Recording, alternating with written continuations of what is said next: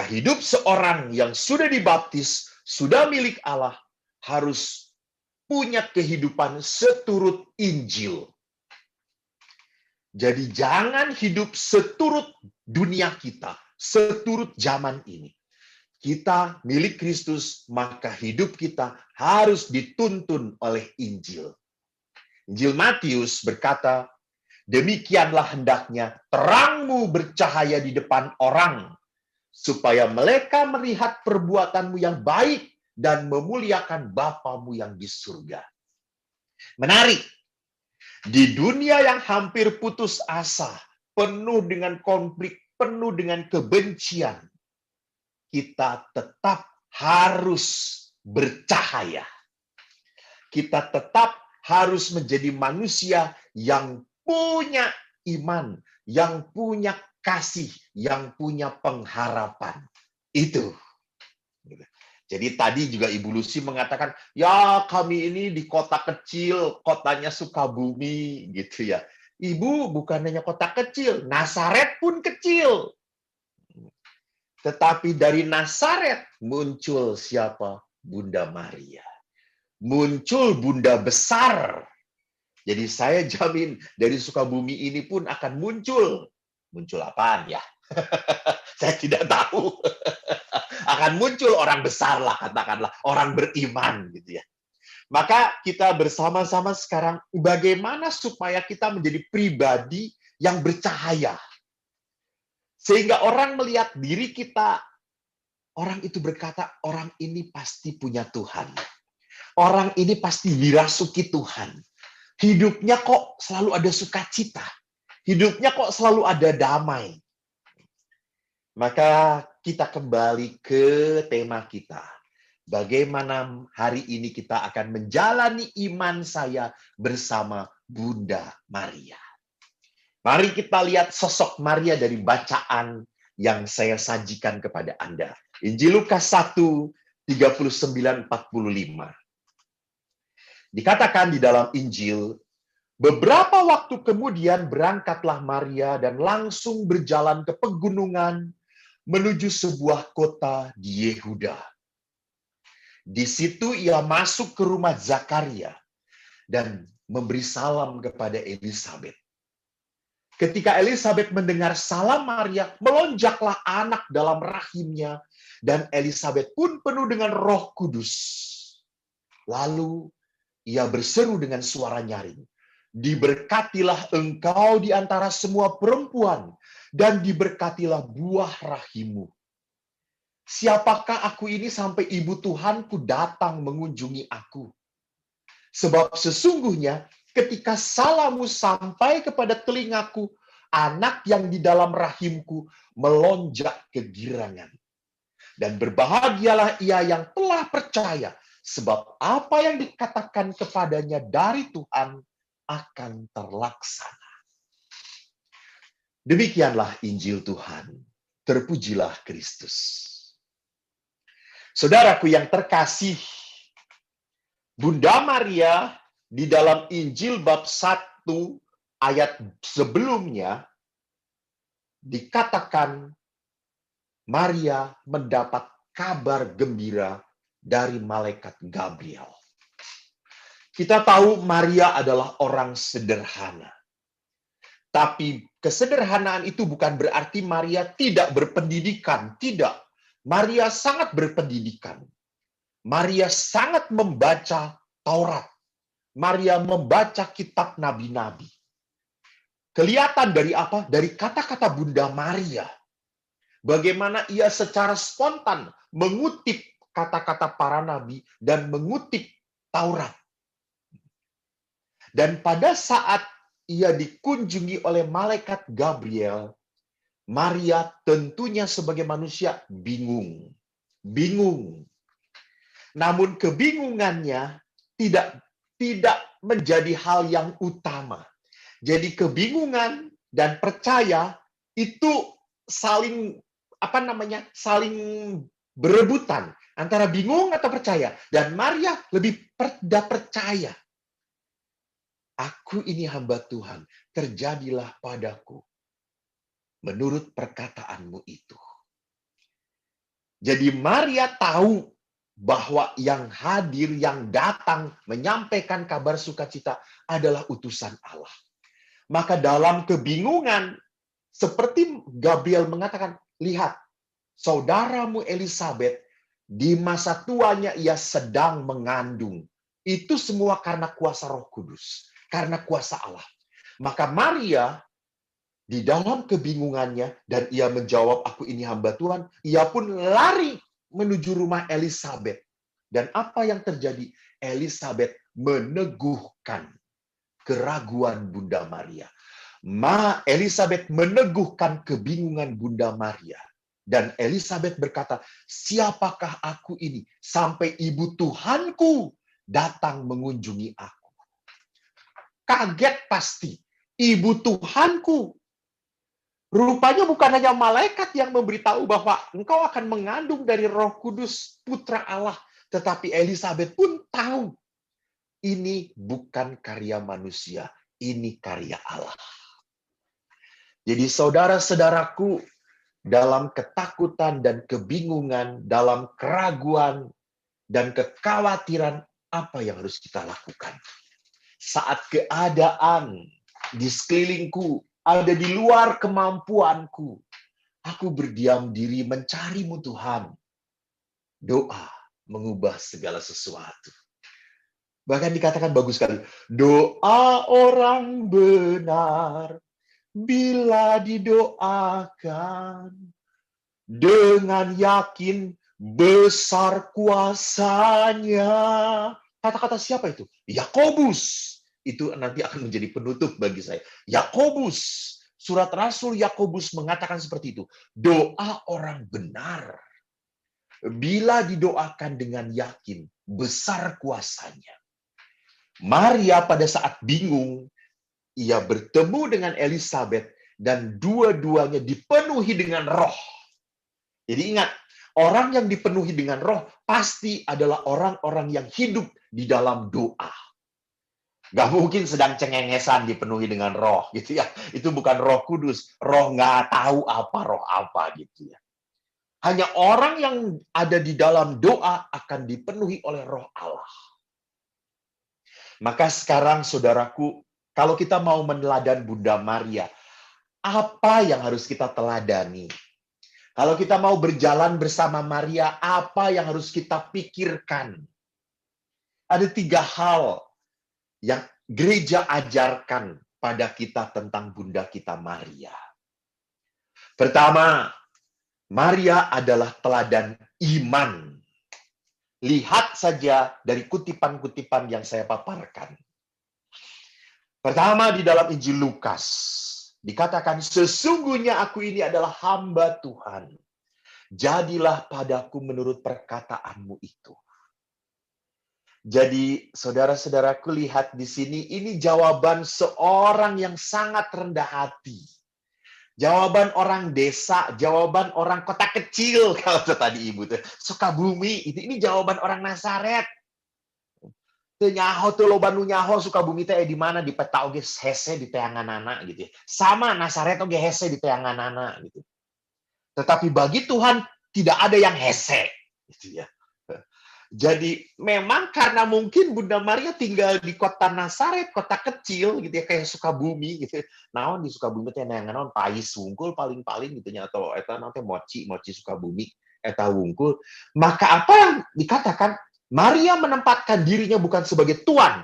Maria menempatkan, aku ini hamba. Aku ini hamba. Lihat. Banyak sekali orang Kristiani yang menempatkan dirinya berdoa sebagai Tuhan dan Tuhan sebagai hambanya. Jadi seolah-olah Tuhan itu diberi tugas. Tuhan, nih doa-doa saya. Ayo kabulkan. Ayo kau yang kerja. Saya cicing wae. Kurang ajar. Gitu ya. Teu bisa gitu. Gitu ya. Dibalik. Jadi Gusti itu nyiptakeun kita. Tuhan yang menciptakan kita. Maka kalau Tuhan menciptakan kita, kita yang harus taat kepada Allah. Bukan Allah yang harus taat pada kita. Maka Maria benar, aku ini hamba. Hamba. Sok, abdi mah dat teu tiasa. Abdi mah pembantu. Nyarios naon dia nih dititah ngajungkir oge abdi bade ngajungkir. Itu hamba gitu ya. Dia lihat Maria betul sekali meletakkan dirinya di hadapan Tuhan. Ini sikap iman yang benar, rendah hati, rendah hati. Lukas 8 mengatakan, ia menjawab mereka, siapa ibuku? Ibu dan saudara-saudaraku ialah mereka yang mendengarkan firman Allah dan melakukannya. Jadi Maria bukan hanya mendengarkan, nanti di bagian kedua kita berbicara tentang mendengarkan, tetapi Maria adalah pelaku firman. Maria sungguh, dia taat. Maria tidak berkata, terjadilah padaku menurut perkataanmu, lalu segala perbuatan Maria seenaknya saja. Tidak. Sungguh pada saat Maria berkata, terjadilah padaku menurut perkataanmu itu, Maria selalu menerima dan melakukan apa yang Tuhan mau. Bapak Ibu yang terkasih, saya kalau tidak sedang repot, kalau sedang kosong jam 12 Angelus, saya selalu berusaha untuk ke gereja. Kebetulan saya tinggal di gereja Helena, dan di belakang gereja Helena itu ada patung Pieta. Dan setiap saat saya Angelus, sampai kepada bagian ketiga yang kita doakan, sabda telah menjadi daging dan tinggal di antara kita. Dan kalau saya melihat patung Pieta, bagaimana Bunda Maria memangku Yesus, dan pada saat doa Angelus kita menyapa, aku ini hamba Tuhan, terjadilah padaku menurut perkataanmu. Saya yakin, ibu mana sih yang tidak menangis melihat anaknya mati di tangan dia. Jadi pada saat saya melihat bagaimana Michelangelo menggambarkan Yesus ada di pangkuan Bunda Maria, Maria pun selalu berkata, terjadilah padaku menurut perkataanmu itu. Kalau memang kehendak Allah harus pahit dalam hidup saya, ya kepahitan itu tetap akan saya telan. Itu sikap seorang hamba. Jadi kepahitan itu bukan menjadi sarana supaya dia menjadi pahit lagi. Tidak. Ini adalah sarana pemurnian. Lalu lihat juga bagaimana Maria punya iman yang kuat dengan berkata, apa yang dikatakan kepadamu, buatlah itu. Ingat ini kata-kata di mana? Oh, saya yakin orang Sukabumi sangat dekat dengan firman Allah. Betul, ini yang dikatakan oleh Maria pada saat perjamuan di Kana. Mujizat Yesus yang pertama. Mujizat Yesus pertama terjadi, Maria tidak mendesak, Maria hanya berkata kepada para pelayan, apa yang dikatakan kepadamu, buatlah itu. Inilah tindakan iman. Jadi yang paling utama dalam hidup Maria adalah apa? Mendengarkan Allah dan mengikuti kehendaknya. Jadi bukan mendengarkan keinginan saya, bukan mendengarkan kerinduan saya, bukan mendengarkan mimpi-mimpi saya, bukan, tapi mendengarkan Allah dan mengikuti kehendak Allah. Inilah yang dikatakan sebagai apa? Iman. Jadi iman adalah dasar dari segala sesuatu yang kita harapkan dan bukti dari segala sesuatu yang tidak kita lihat. Ini yang dikatakan oleh surat kepada jemaat di Ibrani. Iman adalah dasar. Apa itu iman? Jadi iman itu pertama-tama harus meluap dari rasa percaya pada sifat-sifat Allah. Apa sifat Allah? Sifat Allah yang baik. Sifat Allah yang penuh kasih. Sifat Allah yang pengampun. Sifat Allah yang selalu memelihara manusia. Allah yang tidak pernah mau seorang anak pun anaknya sesat. Bahkan sifat Allah, bagaimana karakter Allah digambarkan oleh Yesus begitu indah. Dengan memperlihatkan Gembala yang meninggalkan 99 ekor dan mencari satu ekor yang tersesat. Apa nggak sinting ya? Kan nggak ada logikanya tuh ya. Masa ada gembala punya 100 ekor, 88 ditinggalkan neangan nu hiji. Nya moal mungkin antepkeun we nu hiji gitu ya. Biasanya juga kayak gitu. Tinggalkan we nu hiji. Sama toh kalau kita juga misalnya di kelompok-kelompok, entah itu persekutuan-persekutuan, ada satu orang yang nyebelin banget, suka ngaco, terus ngisi-ngisi saya keluarkan lah. Untuk apa ada di sini gitu, jadi ngaco wae aya jelema eta mah geus keluarkan lah gitu. Tidak, bagi Allah, Allah tidak pernah rela satu anaknya pun hilang. Jadi memang Allah itu adalah Allah yang menghendaki kita semua masuk surga. Bahkan orang yang mungkin kita sebelin juga di dunia ini, enggak, Allah ingin bahwa orang itu masuk surga. Jadi lihat, kita harus punya iman bahwa karakter Allah adalah karakter yang seperti digambarkan oleh Yesus. Dan kita tidak hanya tahu, kita pun harus merasakan bagaimana Allah mengasihi kita, bagaimana Allah itu menjadi benteng kita, bagaimana Allah itu menjadi pelindung kita, bagaimana Allah itu menjadi sumber kekuatan saya. Itu harus menjadi pengalaman dalam hidup kita. Jadi tidak cukup kita tahu, kita pun harus mengalami. Maka iman itu, dasar iman itu akan menjadi kuat dalam hidup kita kalau kita semakin mengalami pengalaman Tuhan. Maka iman kita akan tumbuh. Jadi memang iman itu tidak bisa diam saja. Enggak, iman itu harus berkembang. Dan lihat, Rasul Paulus berkata, iman itu timbul dari pendengaran oleh firman Kristus. Jadi lihat, iman itu bukan timbul dari baca, enggak, dari mendengarkan. Mendengarkan itu berarti apa? Itu adalah apa? Ketaatan seorang hamba. Seorang hamba itu kan pasti mendengarkan tuannya mau ngomong apa, tuannya nyuruh apa. Dia mendengarkan.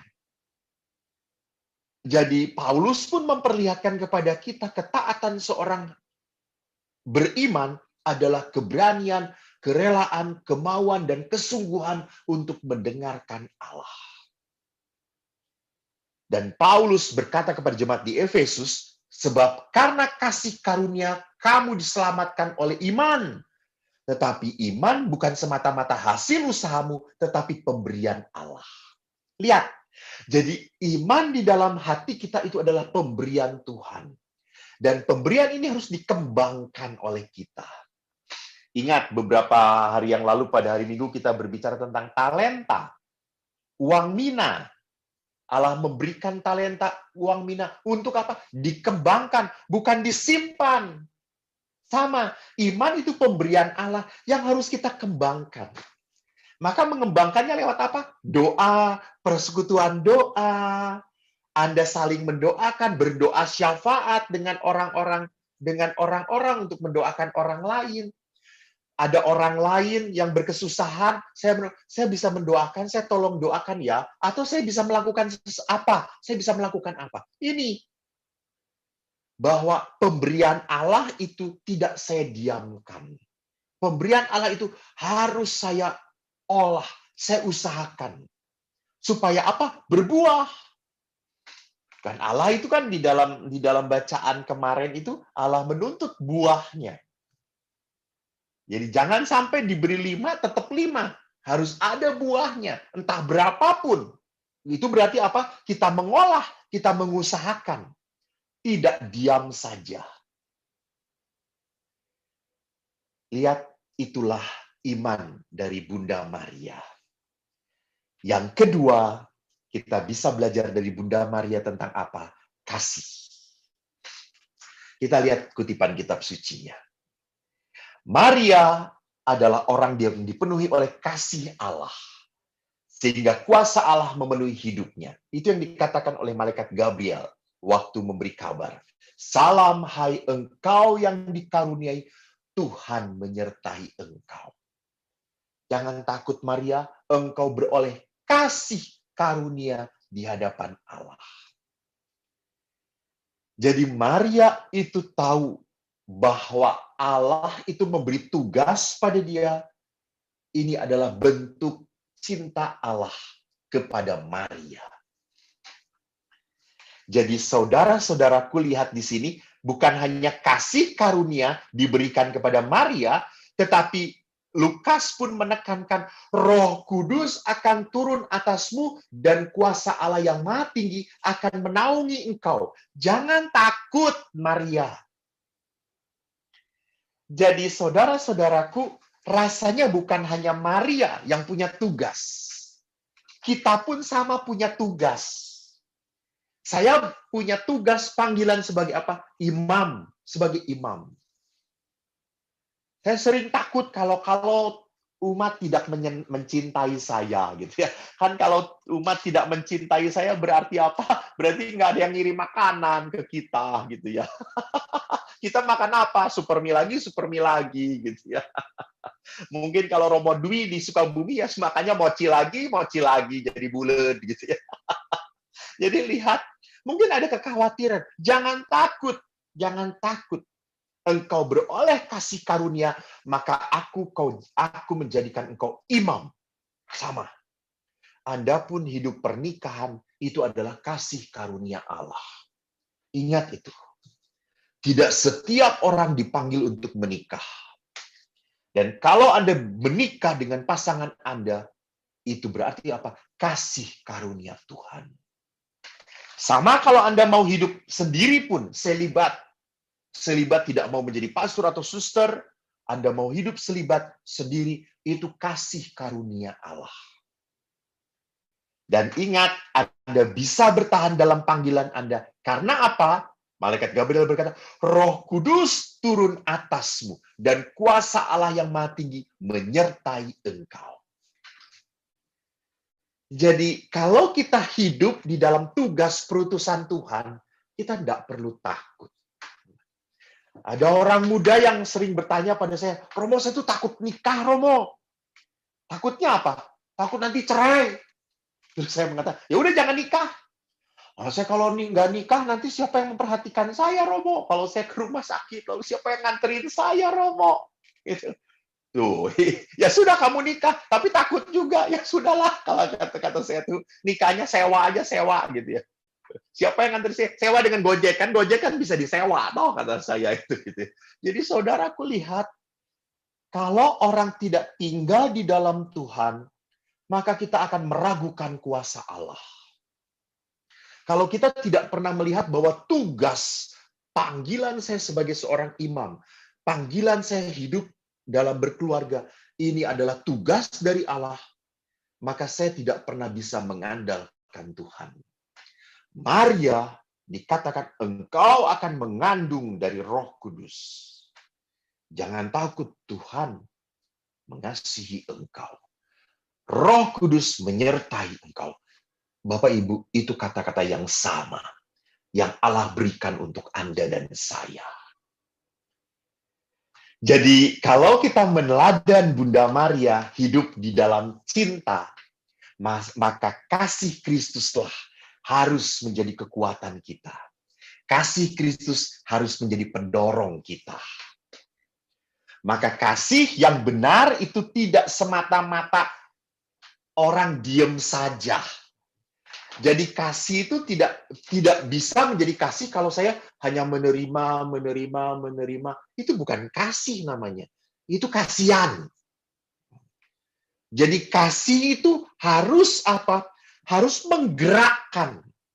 Jadi dikatakan oleh Yakobus, sebab seperti tubuh tanpa roh adalah mati, demikian juga iman tanpa perbuatan adalah mati. Jadi kalau kita beriman bahwa Allah mengasihi kita, dan kita cicing wae, alias ngajentul, bahasa Sukabumi, ngajentul cicing wae, bisa nanaon, ya percuma. Kita punya iman bahwa Allah mencintai kita, Allah mengasihi kita. Kita itu adalah anak-anak Tuhan. Lalu kita diam saja gitu. Percuma. Jadi hidup kita tidak pernah menunjukkan identitas bahwa kita adalah manusia yang dikasihi. Jadi kalau kita betul dicintai Tuhan, tunjukkan lewat perbuatanmu. Itu yang mau dikatakan oleh Yakobus. Maka lihat di dalam Yakobus pun sangat jelas sekali. Jika seorang saudara atau saudari tidak mempunyai pakaian, kekurangan makanan sehari-hari, dan seorang di antara kamu berkata selamat jalan, kenakan kain panas, dan makan sampai kenyang, tetapi ia tidak memberikan kepadanya apa yang perlu bagi tubuhnya, apa gunanya? Jadi Yakobus itu mau mengingatkan kita, jangan menjadi orang yang beriman, yang pinternya cuma kasihan ya tetangga kita nggak punya makanan ya, kasihan, kasihan, ya udah, yuk kita makan aja yuk, gitu. Itu kurang ajar namanya. Gitu ya. Nggak perlu kita mengatakan kasihan. You must do something. Kita harus melakukan sesuatu. Itu kita punya kasih. Maka kalau kita berefleksi tentang hidup dalam kasih menurut surat Yakobus, dikatakan, apakah gunanya saudara-saudaraku jika seorang mengatakan bahwa ia mempunyai iman, padahal ia tidak mempunyai perbuatan? Dapatkah iman itu menyelamatkan dia?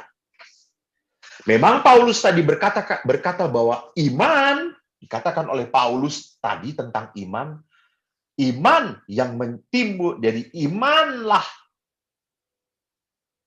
kamu diselamatkan oleh iman, tetapi kata Paulus tadi. Tetapi iman itu karena karunia Allah. Maka karunia Allah itu tidak boleh didiamkan. Karunia Allah itu harus dikembangkan. Ingat talenta tadi. Dan bagaimana mengembangkannya? Yakobus berkata, iman itu bisa menyelamatkan kamu kalau kamu membuahkan perbuatan-perbuatan kasih. Maka Lumen Gentium artikel 14 mengatakan, anggota gereja yang tidak bertambah dalam cinta kasih, dia hanya terdaftar hanya badannya saja, tapi hatinya tidak terdaftar di dalam gereja. Bukan saja tidak diselamatkan, malahan akan diadili lebih keras. Bapak Ibu, minggu depan itu, hari Minggu adalah hari raya Kristus Raja Semesta Alam. Dan bacaan kitab sucinya menarik. Percis, kalau kita mau masuk surga, Allah itu bertanya apa? Allah tidak pernah bertanya, kamu persekutuan doa di Sukabumi rajin nggak? Kamu di persekutuan doa udah pernah jadi ketua belum? Kalau kamu ketua, wah kamu masuk duluan. Kamu surganya paling atasnya. Mana naon anggota A, anggota mah dipantau lah gitu ya. Tidak. Allah tidak bertanya apakah kamu anggota persekutuan doa karismatik Katolik Santo Yosef ya, Santo Yosef Sukabumi. Enggak. Allah bertanya, apa yang sudah kau lakukan bagi orang-orang yang paling hina dalam hidup kamu? Jadi, bukan hanya kita bisa kasihan. Kasih itu harus sungguh nyata. Kasih itu harus sungguh ditunjukkan. Maka Yesus jelas sekali perintah pertama dan utama adalah apa? Kasih.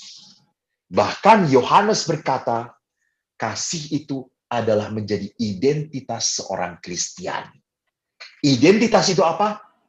Identitas itu ya berarti tanda bahwa saya disebut orang Kristiani ya lewat apa? Saling mengasihi.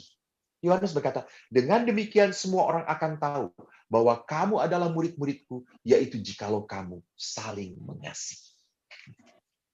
Jadi kita punya identitas sebagai Katolik, sebagai orang Katolik, bukan karena kita pakai salib gede gitu ya, dipasang gede gitu.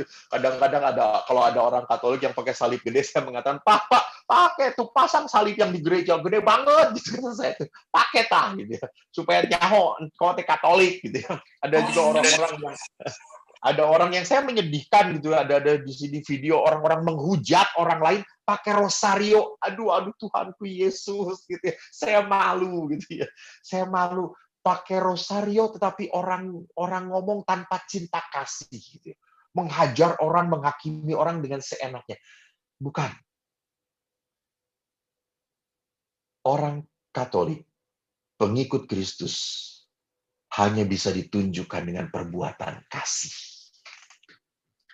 Jadi jangan berlawanan antara kita pakai rosario, pakai salib, tapi kata-katanya nyakitin, nyelekit kepada orang lain.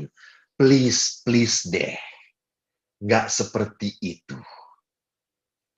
Tapi jangan sampai juga seperti seorang anak kecil yang pernah saya tanya.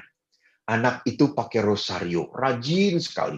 Dia kalau rosarionya diminta diberkatin. Jadi setiap ketemu pastor baru, dia minta rosario diberkatin terus. Didoakanlah oleh pasturnya. Lalu saya berkata, kamu rajin pakai rosario ya? Rajin, pastor, saya rajin. Lalu saya berkata, berarti kamu jarang, kalau sekolah jarang nyontek dong. Oh, ya kadang-kadang kalau ulangan nggak bisa, saya nyontek, pastor. Bagaimana mungkin kamu pakai rosario masih nyontek? Saya kalau pas ulangan nggak bisa, rosarionya saya buka, saya masukin saku supaya Yesus nggak ngelihat saya sedang nyontek. Gitu. Lihat saudara-saudaraku gitu ya. Jadi dia supaya dosanya tidak ketahuan Tuhan, maka rosarionya dia masukkan ke dalam saku. Gitu. Jadi perhatikan. Jadi itu bukan identitas rosario. Bolehlah itu menunjukkan sikap iman. Nggak apa-apa, saya tidak anti pakailah. Tapi ya Yohanes jelas sekali mengingatkan kita, identitas yang paling utama sebagai pengikut Kristus adalah apa? Saling mengasihi. Hanya itu. Yang ketiga, apa yang bisa kita teladan dari Bunda Maria? Ingat saat terakhir disalib di dalam Injil Yohanes. Apa yang dikatakan oleh Yesus? Yesus melihat ibunya dan murid yang dikasihinya berada di sampingnya. Maka berkatalah Yesus kepada ibunya, "Ibu, inilah anakmu." Kemudian kata Yesus kepada muridnya, "Inilah ibumu." Saudaraku, kalau kita mendengarkan kata-kata ini, Anda yakin, Anda sadar bahwa Yesus memberikan Maria untuk kita. Bahwa Yesus tahu kita harus punya penolong, pembela, pembantu yang bisa menolong kita. Supaya apa? Supaya hidup kita tidak tersesat. Maka di dalam tradisi gereja Katolik, bersyukurlah kita mempunyai Bunda Maria. Maka ada pepatah ad Jesum per Mariam. Menuju Yesus melalui pertolongan Bunda Maria. Mengapa kita berdoa dengan perantaraan Bunda Maria? Bukankah kita bisa sendirian doa? Boleh. Bisa sendirian. Betul. Tidak salah. Tetapi jangan pernah lupa, di dalam Alkitab, kita bisa melihat banyak contoh yang menunjukkan bagaimana orang bisa menjadi pengantara kepada Allah demi kepentingan orang lain. Contohnya Abraham, waktu mendoakan kepentingan penduduk Sodom dan Gomora. Waktu bernegosiasi, bagaimana kalau ada sekian, dan akhirnya tidak sampai pada jumlahnya, dan akhirnya Sodom dan Gomora punah. Abraham berdoa untuk orang-orang Sodom dan Gomora. Musa, lihat di dalam kitab Keluaran, berdoa untuk kepentingan umat Israel. Karena orang-orang Israel berlakukan kesalahan, mereka membuat lembu, Musa berdoa, tolong Tuhan ampuni mereka. Mereka adalah memang bangsa yang keras, bangsa yang tidak tahu diri, maafkan. Musa berdoa bukan untuk dirinya, tapi dia berdoa untuk umat Israel. Jadi umat Israel memohon pengampunan Tuhan lewat pertolongan siapa? Doanya Musa. Jadi memang di dalam Alkitab sudah ada tradisi-tradisi bahwa orang berdoa minta bantuan. Di dalam perjanjian baru ada bagaimana Yesus berdoa untuk para muridnya dan untuk dunia dalam Injil Yohanes bab 17. Jelas sekali dikatakan Yesus berdoa untuk para muridnya dan untuk kita. Bahkan Paulus senantiasa mendoakan umatnya. Di Galatia, di Korintus, di Roma, Paulus mendoakan umat-umat di sana. Jadi memang lihat tradisi mendoakan adalah tradisi yang berakar dari kitab suci. Jadi tidak pernah salah mengapa seorang Katolik berdoa dengan perantaraan Bunda Maria. Bahkan lihat Rasul Paulus kepada Timotius berkata, naikkanlah permohonan, doa syafaat, dan ucapan syukur untuk semua orang. Jadi, Paulus pun menekankan untuk apa? Untuk kita semua tidak hanya berdoa untuk diri kita sendiri, tapi juga berdoa untuk orang lain. Nah, kita berdoa untuk orang lain, itu disebut dengan doa syafaat, doa umat lah kalau kita sering menyebutnya di dalam liturgi disebutnya doa umat. Doa umat dan doa syafaat itu sama saja. Jadi, doa untuk kepentingan orang lain. Jadi, kita minta Bunda Maria mendoakan kita untuk kepentingan kita. Kenapa? Jangan pernah lupa bahwa Maria, orang kudus itu adalah anggota gereja sama dengan kita. Ini sebagai kesimpulannya. Saya nanti perlihatkan di belakangnya. Jadi Maria itu adalah anggota gereja. Jadi anggota gereja di dalam gereja Katolik, teologi Katolik itu ada 3. Ada anggota gereja yang sudah mulia, itu disebut sebagai Ecclesia Triumphant, orang-orang kudus, para santo santa, sudah tinggal di surga mereka, dan tugas mereka adalah memuji-muji Tuhan dan mendoakan kita. Dan yang kedua, warga gereja yang ada di api penyucian, itu yang disebut sebagai Ecclesia Penitens, itu orang yang sudah tidak bisa memohon lagi, dan kita bisa mendoakan mereka. Dan para kudus pun bisa mendoakan mereka. Dan yang ketiga adalah kita, umat Allah yang masih berziarah, maka disebut sebagai Ecclesia Militans, umat Allah yang sedang bertempur, bergumul dengan kehidupan dunia. Maka butuh sekali apa? Didoakan oleh Maria, oleh orang-orang kudus. Tidak salah, sangat betul sekali. Ada akarnya di dalam kitab suci. Maka kalau Yesus memberikan Maria kepada kita, itu berarti apa? Inilah manusia yang berkenan kepada Allah. Biarlah ia menjadi kekuatanmu juga. Dan saya yakin Yesus pun sudah merasa dikuatkan oleh Maria. Maka doa seseorang yang bisa berguna bagi orang lain bisa dilakukan. Itu yang disebut sebagai doa syafaat. Yang kedua, itu yang tadi saya nyanyikan. Doa orang benar sangat besar kuasanya. Dalam Yakobus bab 5 ayat 16. Karena itu, hendaklah kamu saling mengaku dosamu dan saling mendoakan. Doa orang benar, bila dengan yakin didoakan, sangat besar kuasanya. Bapak Ibu yang terkasih, sejenak lagi kita akan mohon agar roh Allah itu turun dalam hati kita.